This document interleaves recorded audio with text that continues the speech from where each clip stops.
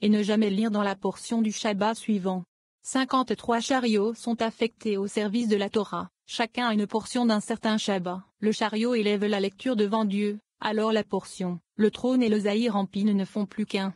217. La raison de la lecture du rouleau de la Torah ce jour-là a déjà été exposée. Nous avons appris que ainsi il lisait dans le livre, dans le rouleau de la Torah d'Elohim distinctement, et donnait le sens, et faisait comprendre la lecture Nehemia 8:2.8. Nous avons également expliqué que les mystères des divisions des versets, les accents tonals, les lectures massorétiques et tous les petits détails, ainsi que les secrets suprêmes, ont été donnés à Moïse sur le mont Sinaï. Il demande, si la Torah a été donnée à Moïse avec tous ses détails, et le rouleau de la Torah donné avec ses sanctifications, pourquoi alors manque-t-il toutes ces corrections et ces mystères qui ont été donnés à Moïse à l'intérieur de la Torah? 218. Il répond, le secret de la question est que lorsque le saint trône, Malkout, est décoré par la loi écrite, Tiferet, et y est incorporé, alors tous ces signes de ponctuation, accent tonal et points massorétiques sont imprimés sur le saint trône de Tiferet et y sont dissimulés. D'autre part, les formes, lettres, de la loi écrite, Tiferet, sont introduites dans la loi orale, Malkout, et la font concevoir, comme une femme qui conçoit à partir d'un mâle. Ainsi, les hautes lettres de la loi écrite restent seules dans leur sainteté, comme il se doit, sans signe supplémentaire, et sont donc montrées à la synagogue. Car le trône, Malkout, est béni et orné par le secret de la loi écrite, et en lui, dans Malkout, sont mises toutes ces formes, qui sont des accents et des lectures massorétiques comme mentionné ainsi il est sanctifié par la loi écrite. Les lettres seules doivent être vues. 219. Ensuite, tout est sanctifié avec la plus haute sainteté qui soit, très certainement et tout particulièrement en ce jour, Shabbat. Ce jour-là, 7 personnes sont appelées à lire publiquement la Torah. Elles correspondent à cette voix, Z, Gvura, Tiferet, Netza, Od, Ilzod et Malkout de Zahir Anpin, qui sont le mystère intérieur de la Torah. Zahir Anpin. Lors des fêtes, seules 5 personnes sont appelées conformément à ce principe, car les 7 séphirotes sont principalement 5, Z, Gvura, Tiferet, Netza et Od. Ilzod et leur inclusion de la partie donneuse et Malkout les inclut de la partie receveuse. À Yom Kippour, jour des expiations, 6 personnes sont appelées, selon ce mystère supérieur, vise les 6 séphirotes de Zahir Anpin, Z, Gvura, Tiferet, Netza, Od et Ilzod Zahir Anpin. 220. Toutes ces règles qu'il explique, proviennent du même principe. Les 5 personnes appelées les jours de fête, correspondent aux 5 grades Z, Gvura, Tiferet, Netza et Od, qui sont en dessous du grade de l'ancienne lumière, Bina et les 3 premiers séphirotes, en dessous de Zahir Anpin. Ils sont le secret de la Torah, car Zahir Anpin est appelé Torah. Les 6 personnes de Yom Kippur correspondent aux 6 directions, c'est-à-dire, les 5 séphirotes et Ilzod qui les comprennent. Tout provient du même mystère, car il n'y a pas d'addition aux 5 séphirotes principales. Les 7 personnes appelées sur Shabbat correspondent à cette voie, car Malkout les inclut aussi. Toutes ces combinaisons découlent d'un seul et même secret, à savoir qu'elles s'appliquent aux séphirotes de Zahir Anpin. 221. Le jour du nouveau mois, une personne est ajoutée, qui correspond à Malkout, aux 3 lecteurs des jours de la semaine, qui allouent HZ, Gvura et Tiferet de Zahir Anpin. Parce qu'à ce moment-là le soleil, Zahir Anpin, brille sur la lune, Malkout. C'est là le secret du Moussaf, Li. Prière supplémentaire, du nouveau mois qui signale cette addition. Lors de la lecture de la Torah, une seule voix et une seule parole doivent être entendues. 222. La nation sainte doit fixer et préparer ce jour-là, ainsi que les autres jours où le rouleau de la Torah est lu, un trône qui deviendra le pupitre du lecteur. Ce trône doit avoir 6 marches, les 6 séphirotes de Malkout, qui y mène et pas plus, comme il est écrit, et il y avait 6 marches jusqu'au trône d'Ivréamim 9h18, qui alloue à Malkout. Et il y a aussi une marche au-dessus, qui se réfère au Shema de Malkout, le bureau du lecteur, pour y déposer le rouleau de la Torah et le montrer à tous. Parce que le bureau du lecteur, le secret de la Shema du Malkout, permet de voir le rouleau de Torah. C'est le secret du Zahir Anpin, car la vue n'est disponible que en Malkout. 223. Lorsque le rouleau de la Torah y sera déposé, le peuple tout entier devra se préparer en bas, dans la crainte et la peur, le tremblement et la méditation, comme s'ils se tenaient maintenant sous le mont Sinaï pour recevoir la Torah. Ils doivent écouter et prêter leurs oreilles, car il n'est pas permis au peuple d'ouvrir la bouche, même pour discuter de la Torah, sans parler des autres sujets. Mais ils sont tous dans la crainte, comme quelqu'un qui est sans voix, et nous l'avons déjà expliqué en relation avec les mots. Et quand il l'ouvrit, tout le peuple se leva. Nehemia 8:2.5. et les oreilles de tout le peuple étaient attentives au livre de la Torah. Ibidem 3. 224. Rabbi Shimon dit que lorsque le rouleau de la Torah est sorti pour être lu en public, les portes célestes de la miséricorde s'ouvrent et attisent l'amour d'en haut. On doit alors prier ainsi. 225. Béni soit le nom du Maître de l'univers, béni soit ta couronne et ta place, que ta bonne volonté soit avec ton peuple Israël pour toujours, et que la rédemption de ta droite soit montrée à ton peuple dans ton temple. Puisses-tu nous accorder la générosité de ta lumière, et accepter nos prières dans la miséricorde, qu'il te plaise de prolonger nos vies dans le bien, et que moi, ton serviteur, je sois rappelé parmi les justes, afin d'avoir pitié de moi et de me protéger, moi et tout ce qui m'appartient, ainsi que ton peuple Israël. Tu es celui qui donne la nourriture et la subsistance à tous. Tu domines sur tout. Tu domines les rois, et le royaume t'appartient. Je suis le serviteur du Saint, béni soit-il, devant lui je m'incline, et devant la majesté de sa Torah en tout temps. Je ne me fie pas aux hommes, ni aux anges, mais seulement à Elohim dans les cieux, qui est l'Elohim de la vérité,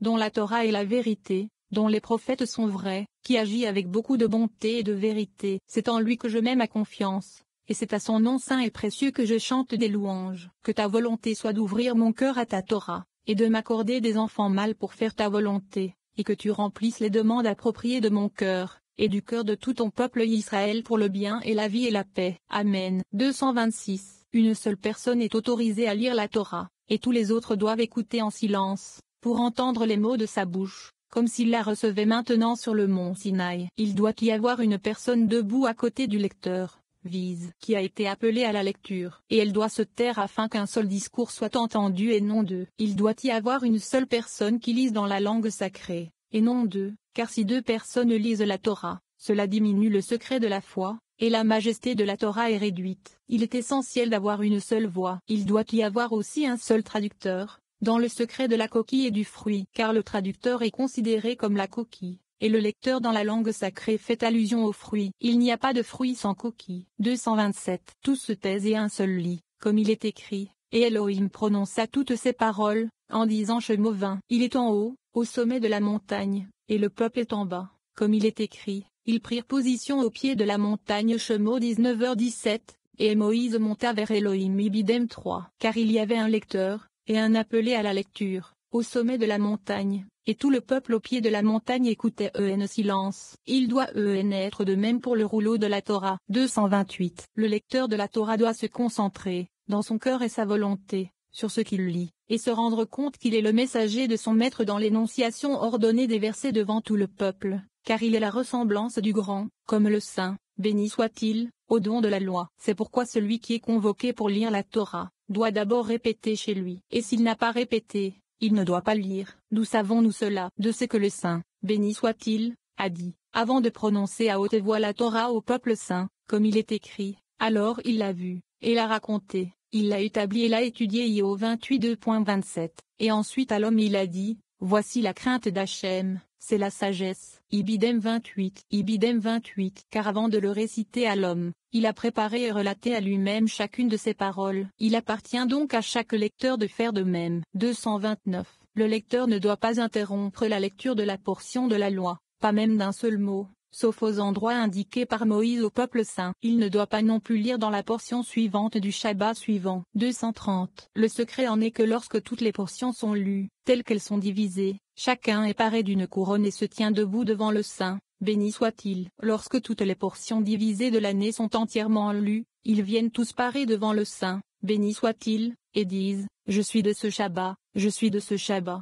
231. À cette époque, le Saint, béni soit-il, appelle Yophiel, le chef suprême, et les 53 chariots sous son commandement, correspondant aux 53 portions de la Torah. Les chariots ont été affectés au service de la Torah. Chaque chariot a une certaine portion d'un certain Shabbat. Chacun d'eux est au service de sa propre portion hebdomadaire de la Torah, et nous ne devons pas les désorganiser et faire en sorte que les chariots se touchent, même d'un cheveu, ou d'un mot, ou même d'une lettre. Chaque portion doit être telle que le Saint, béni soit-il, l'a décrétée, mais de la même manière qu'elles ont été adorées devant lui, et les chariots doivent être désignés sur les passages répartis, chacun à son poste.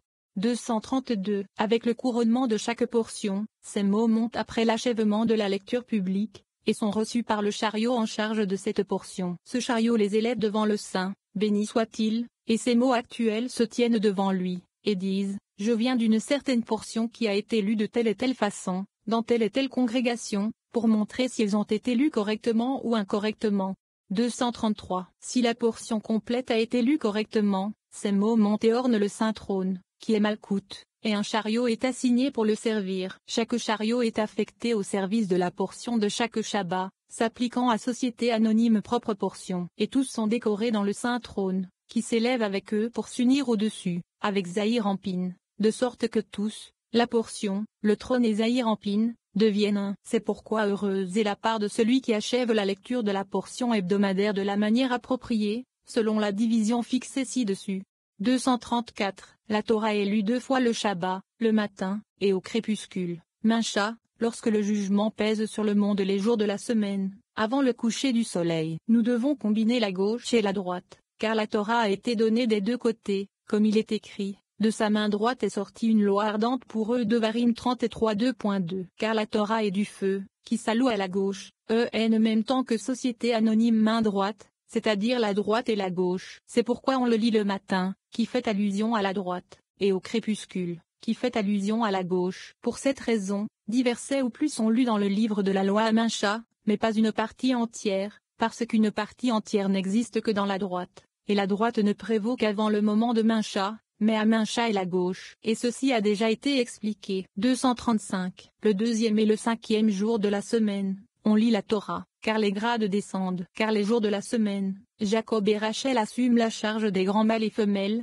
qui sont l'ensemble de la Torah, qu'ils habillent de la poitrine vers le bas de Zahir Anpin. Jacob correspondant à la Torah comme Zahir Anpin. Vous pouvez dire que seuls les prophètes s'étendent vers le bas, car Jacob ne porte que Netza, Od et Elzot Zahir Anpin, les grades des prophètes, mais pas de la Torah, qui est l'aspect de Jded, Vura et Tiferet. Donc pourquoi lire la Torah? Il répond, en effet, il en est ainsi, que Jacob ne porte que Netza, Od et Elzot Zahir Anpin, mais tous ceux qui sont en dessous, les 9 séphirotes de Jacob. La Torah est composée de tous. En effet, l'ensemble de Jacob correspond à Jded, Vura et Tiferet, qui sont la Torah, comme Zahir Anpin. Et chacune de ces 3 séphirotes est composée de l'autre, et puisqu'elles sont composées l'une de l'autre, chacune d'entre elles a en elle Jded, Vura et Tiferet. 236. Le secret de l'affaire est que ces grades supérieurs, les 7 séphirotes de Zahir Anpin, sont appelés une portion, ainsi que la portion hebdomadaire. 2 émanent 9 grades liés entre eux, les 9 séphirotes de Jacob. C'est pourquoi 9 personnes sont appelées à lire la Torah, 3 à la Mincha du Shabbat, correspondant à Shoma, Bina et Dad de Jacob, 3 le lundi, correspondant à Zed, Vura et Tiferet de Jacob, et 3 le jeudi, correspondant à Netza, Od et Elzot de Jacob. Au total, il y a 9 personnes. Il a déjà été expliqué que les 9 séphirotes sont incluses l'une dans l'autre, et ainsi chacune a Jded, Vura et Tiferet qui sont la Torah, même Netza, Od et Elzot. 237. Il est écrit dans le livre de Rav Yehuda Saba, l'Ancien, que, à Mincha de Shabbat, le mystère de la gauche est éveillé, et le point inférieur, Malkout, reçoit du côté gauche le mystère de la Torah. À ce moment-là, Malkout va du côté gauche, côté à partir duquel nous lisons la Torah, c'est-à-dire, que bien que Malkout elle-même ne soit pas considérée comme la loi écrite, cependant puisqu'elle reçoit l'aspect de la loi écrite du côté gauche de Zahir Anpin, nous lisons la Torah. 238. Car Malkout est basé sur le secret des 9 séphirotes, et donc nous appelons 9 personnes, c'est-à-dire, 6 personnes, Zed, Vura, Tiferet, Netza, Od et Elzot de Malkout, les jours de semaine, lundi et jeudi, et 3 personnes, qui sont ces 3 premiers séphirotes, lorsque la gauche se réveille le Shabbat, à la Mincha de Shabbat, et nous les unissons en un seul. Malkout se part 2 sur 3 côtés, droit, gauche, et central, comme les 3 côtés supérieurs, Zed, Vura et Tiferet, qui sont inclus dans la portion hebdomadaire, que nous lisons le matin. Heureux est la portion de celui qui est digne de la préciosité du Shabbat, il est heureux sur les 2 mondes, ce monde-ci et le monde à venir. 18. Les secrets du Shabbat. Le passage commence par que personne ne sorte de chez lui le 7e jour, disant que c'est une profanation du Shabbat que de travailler de ses mains ou de marcher plus de 2000 coudées hors des limites de la ville. Nous entendons maintenant qu'il est bon de faire durer le Shabbat aussi longtemps que possible. À la fin de celui-ci, les méchants sont renvoyés au Sheol et les démons les torturent à nouveau à jeûnons. On nous dit que c'est une erreur de jeûner le Shabbat parce que c'est un jour de plaisir et de réjouissance, La réparation de cette erreur ne peut se faire qu'en jeûnant le premier jour de la semaine. Nous apprenons maintenant la signification des 32 chemins de